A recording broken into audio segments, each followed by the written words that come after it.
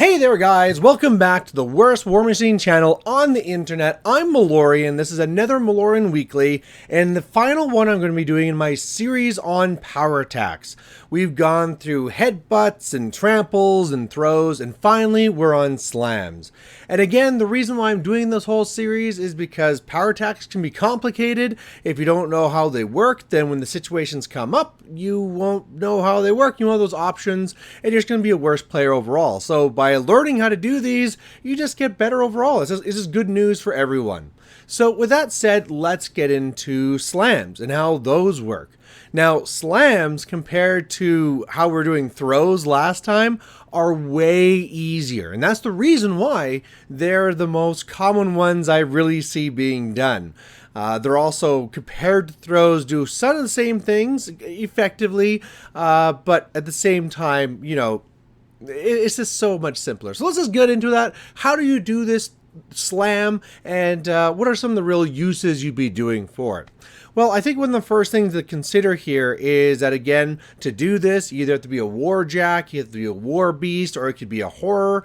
And you're going to be doing this not if you're a lesser. You have to be either like the light, the heavy, or the colossal type level. They're the ones that can actually be doing this. Now, in order to do it the first time, like all your power attacks, you have to spend one to actually do this. So a focus if you're a jack, adding a fury, minusing an essence. Again, I'm going to be talking through this as if you're a war jack because it's going to be easier, and that's what, you know, it's all about jacks really. Those are the best ones. Anyway, that's the first step, is you actually have to activate and say like, okay, I'm going to be doing this. Now, I think another thing to be keeping in mind in order to be doing a slam is much like how if you want to do a throw, you have to have grabby hands. Well, for the most part, for doing a slam, you just need to have legs, which pretty much every single model has. Now, in order to do this, though, you do have to be able to have your movement and your combat action. So if you're underneath a feat, if your movement's crippled, if you are, say, like a warjack, you can't do these things. Now, wherever you're picking your target, you're going to have line of sight to it because you got to see it in order to do things. And then you're going to be moving your speed plus 3 inches directly towards them. So if we're thinking of how these things are so far, it's basically like a charge.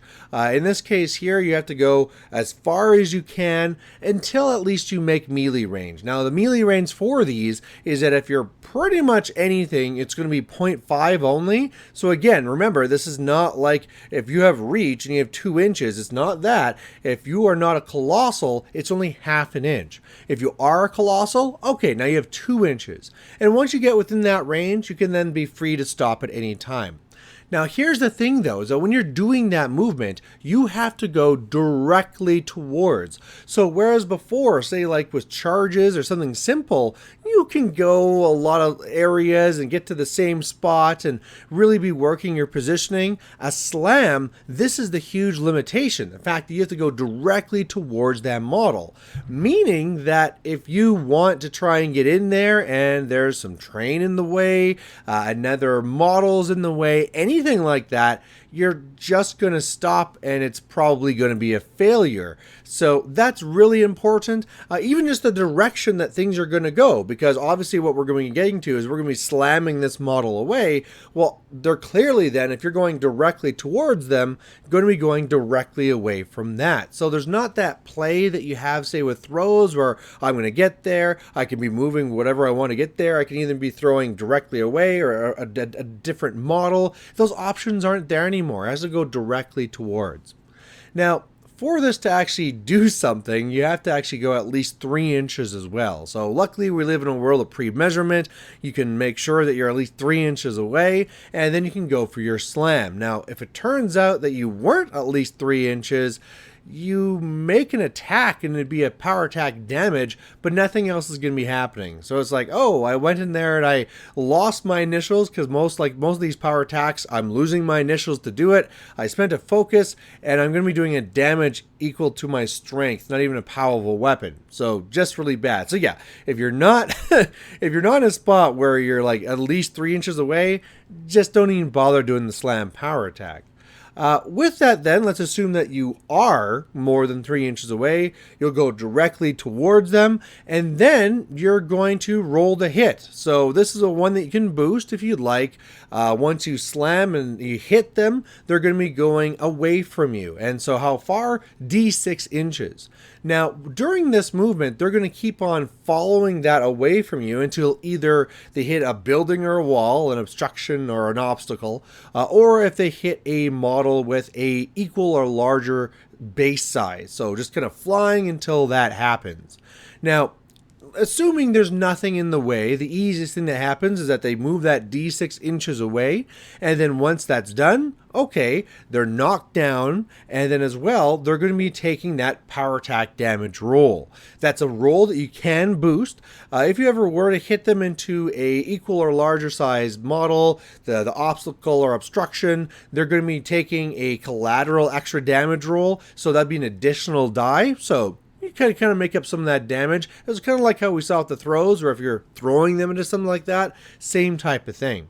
If you're going to be slamming them over or into another model, they could be potentially taking this as well. So whereas throws would go over a smaller model, a slam will go right through them. So they'll be knocked down immediately. They'll take that power attack damage roll. The only time that they don't is if they're a larger base. So again, just like throws, if they're hitting into something that's larger than them, they just bounce off and they don't really care. Now, that damage roll that those other things take, you can't boost that one. That one is just got to kind of roll it, and there you go. And otherwise, that's really it. So when are you going to be doing slams? Well, you want to do slams when you want things to be knocked down, or if you want something that's behind them to be knocked down, or if you just want them to be further away. You know, some of the great times to do things like this is say like, hey, if your cortex is out, and I would be able to slam you such that now I can't forfeit, I can't be shaking it rather with a focus, well, now I'm going to be really sad and over there.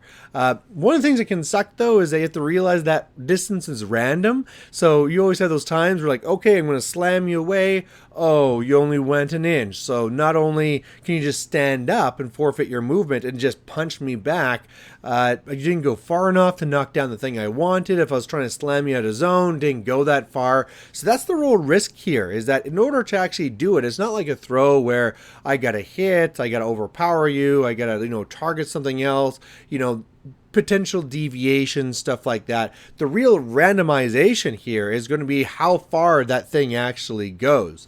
Now, I think another reason why, of course, slams are more popular than throws is just the fact that, again, anyone can do them. For a throw, you need at least one open hand, and usually to make it more easily done, you need 2 open hands. Well, for this, if you are in anything, you can just go and do it. Along with that, one of the things I didn't mention is that if you are smaller than what you're trying to slam, you are going to be -2 to hit, which honestly usually isn't that big of a deal. But more importantly, the distance that they're going to be slammed away is going to be halved. So now you're just looking for up to 3 inches that they're going to be slamming away. And that again could mean that you're really not going to be slamming them so far away that they can't retaliate. Normally that'd be really for the knockdown type of effect. So that's really slams. It's really pretty simple. One of the things you can sometimes do to help out with this is if you have any movement shenanigans, if you are a telekinesis type caster, if you have beguile, something like that, where you can either be moving the opponent or your own model, that can kind of really help that. So if you want to line things up to be slamming things into other things, that can help you play with that. But again, because it has to be directly towards, you can't really be doing that real playing to really be forcing it if you don't have that. So sometimes you have to really be looking for those situations and be like, oh, what's behind? Is it worth slamming? Because sometimes it might actually be, especially if it's a thing where, if I slam this, it'll go over these models. I'll kill those models as well. It's going to be hitting this other thing behind it, so I can still buy attacks after. So it might be worth it here. And again, just for the knockdown, sometimes it's worth it there. So there you go, there's slams. That's going to be it for power attacks. Hopefully you like this series. If you have any comments on it, any further questions, please put it down below. But otherwise, I got some other things I want to move on to, so we'll catch you then. Bye.